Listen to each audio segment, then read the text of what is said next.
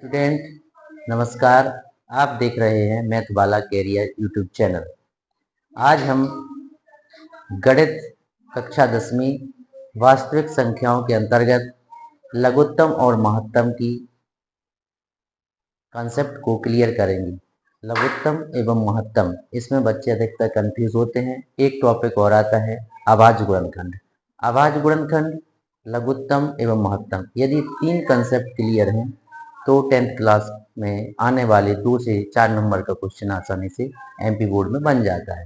देखते हैं तीनों में क्या अंतर है। तो आज का टॉपिक रहा अभाज्य गुणनखंड। अभाज्य गुणनखंड, लघुत्तम एवं महत्तम। क्या होगा? महत्तम, इसको बोलते हैं prime factor. Prime factors LCM and HCF, इन टॉपिकों को क्लियर करेंगे। देखिए बच्चों को अधिकतर ये क्लियर नहीं होता है, स्टूडेंट को, आप लोगों को, कि लघुत्तम और महत्तम और अभाज्य गुणनखंड में क्या अंतर आता है।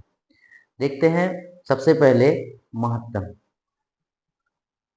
सबसे पहले महत्तम नहीं, अभाज्य गुणनखंड देखते हैं। अभाज्य गुणनखंड क्या होता है? अभाज्य गुणनखंड, एक प्रश्न लेके तीनों अवधारणाओं को क्लियर करते हैं। पहला प्रश्न है संख्या 20 और 25 का अभाज्य गुणनखंड ज्ञात करना है। संख्या 20 और 25 का अभाज्य गुणनखंड देखते हैं। यहां पर संख्या 20 का अभाज्य गुणनखंड, इस तरीके से जब हम कोई भी कार्य करते हैं तो अभाज्य गुणनखंड कहलाता है। सबसे पहले हम 2 से 20 को काटते हैं। 2 धाम 20, 2 पंचे 10, 5 एकम 5 और 1। यहाँ पर जो 20 के अभाज्य गुणनखंड आए वो आते हैं 20 बराबर 2 गुणे 2 गुणे 5 गुणे 1। 1 भी लिख सकते हैं, ठीक है। इस प्रकार से 2 पर घात 2 गुणे 5 पर घात 1। 20 के अभाज्य गुणनखंड 2 और 5 आए।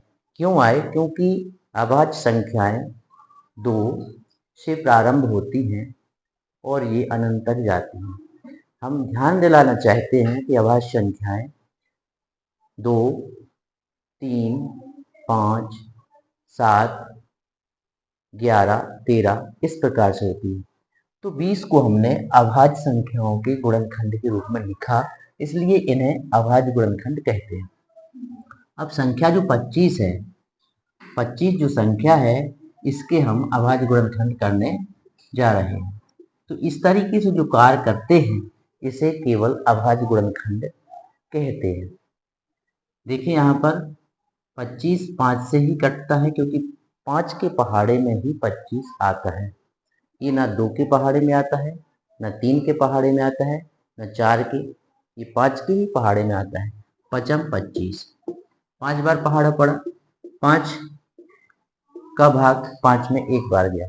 इस प्रकार से 25 के अभाज्य गुणनखंड 5 गुणे 5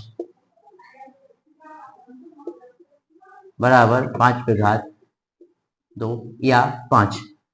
इस प्रकार से 25 के अभाज्य गुणनखंड 5 गुणे 5 आए। 20 के अभाज्य गुणनखंड 2 गुणे 2 5 आते हैं। इतना केवल कार्य करना अभाज्य गुणनखंड कहलाता है। ना तो ये लघुत्तम कहलाता है, ना ही ये महत्तम कहलाता है। ठीक है, इतना आपको समझ में आ गया होगा। अब देखते हैं आगे। इसी से नेक्स्ट टॉपिक आता है महत्तम का। इसी से नेक्स्ट टॉपिक आता है महत्तम का। यदि आप इसे जानते हैं तो महत्तम जान जाओगे। यदि आप इसे नहीं जानते हैं तो आप महत्तम नहीं जानोगे, ये ध्यान रखना। एक के बाद एक कड़ी जुड़ी हुई है, पहले अभाज्य गुणनखंड जानो फिर महत्तम जानो। देखते हैं इसी क्वेश्चन को महत्तम के रूप में पढ़ते हैं। क्वेश्चन है ये, यहां देखिए साइड में, मुझे 20 और 25 का महत्तम ज्ञात करना है। प्रश्न ध्यान से सुने, 20 और 25 का HCF ज्ञात करना है, ज्ञात करना है। कंफ्यूज बिल्कुल भी नहीं होना है। क्यों नहीं होना है? क्योंकि आप अभाज्य गुणनखंड ज्ञात कर चुके हो। इसका जो नेक्स्ट स्टेप है वो महत्तम तक ले जाएगा। तो 20 और 25 के हम सबसे पहले अभाज्य गुणनखंड लिखेंगे। दोस्तों 20 के अभाज्य गुणनखंड 2 गुणे 5 लिख चुके हैं, ठीक है। और 25 के अभाज्य गुणनखंड भी हम ज्ञात कर चुके हैं। दोस्तों ये कार्य हम पहले कर चुके हैं, अब हमें महत्तम निकालना है, तो केवल जोड़ा बनाना है। जोड़ा किसका बनाना है? चाहे जिसका नहीं। जोड़े का मतलब होता है दोनों के अभाज्य गुणनखंडों में जो संख्या सेम हो, सेम का मतलब एक जैसी हो, उसका जोड़ा बनाना है। तो देखते हैं पहले कि 5 और 5 का एक जोड़ा बन रहा है क्या दोस्तों? दूसरा कोई जोड़ा बन रहा है?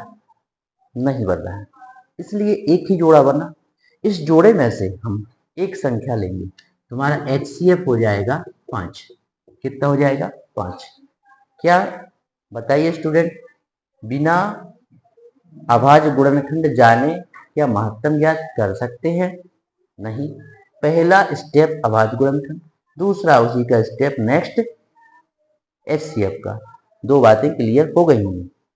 अब आती है बात LCM। इन्हीं दो संख्याओं का LCM हम ज्ञात करते हैं।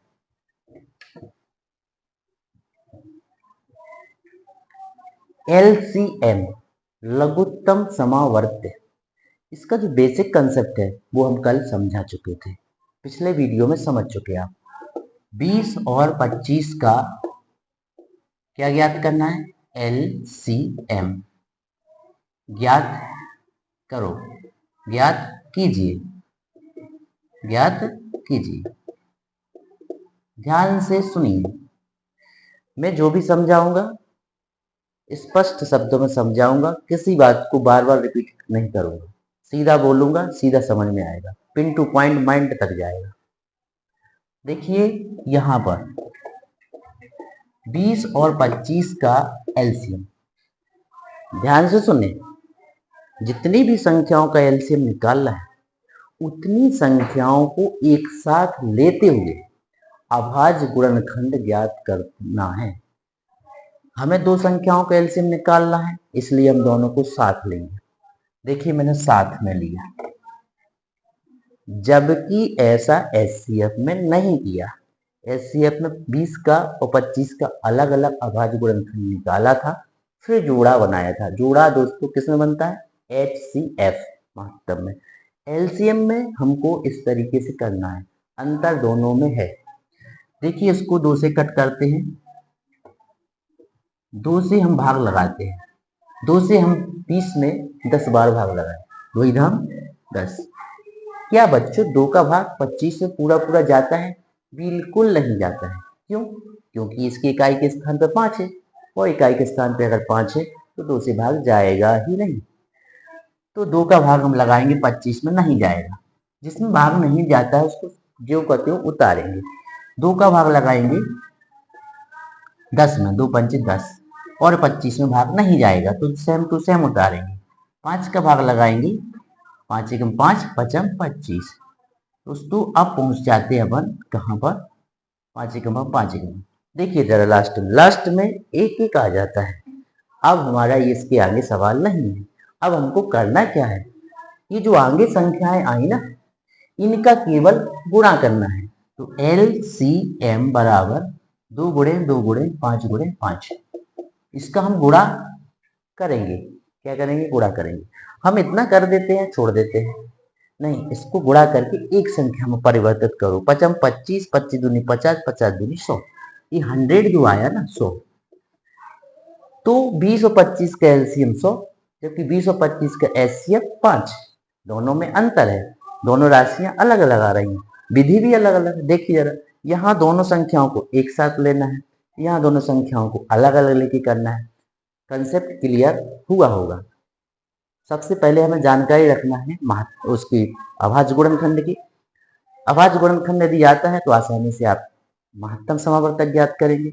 महत्तम समावर्तक में जोड़ा बनता है, ध्यान रखिए। लघुत्तम में कोई जोड़ा नहीं बनता है। लघुत्तम में एक साथ संख्या लेना है, ये ध्यान रखना है, सभी का हमें गुणा करना है। तीनों कंसेप्ट क्लियर हैं। तो 10th क्लास का जो एक्सरसाइज यानी प्रश्नावली 1.1 का पहला सवाल है, इसमें लिखा है निम्नलिखित को अभाज्य गुणनखंड के रूप में लिखिए। पहला सवाल लिखा है 140, तो हम ये प्रश्नावली का दिखा देते हैं। ये है प्रश्नावली 1.1। Express each number as the product of prime factors. इसका मतलब प्रत्येक संख्या को अभाज्य गुणनखंड में लिखना है। ये एक्सरसाइज 10th क्लास की शुरू हो जाती है। तो सबसे पहले हम इस पहले क्वेश्चन की चर्चा करते हैं। दोस्तों, नेक्स्ट वीडियो में प्रश्नावली 1.1 प्रारंभ करने जा रहे हैं। इसकी प्रतीक्षा आप कीजिए। धन्यवाद।